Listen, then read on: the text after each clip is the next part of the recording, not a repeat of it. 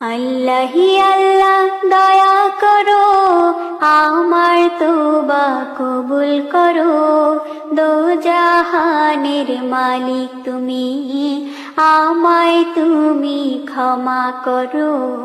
আল্লাহি আল্লাহ, আল্লাহি আল্লাহ দয়া করো, আমার তওবা কবুল করো।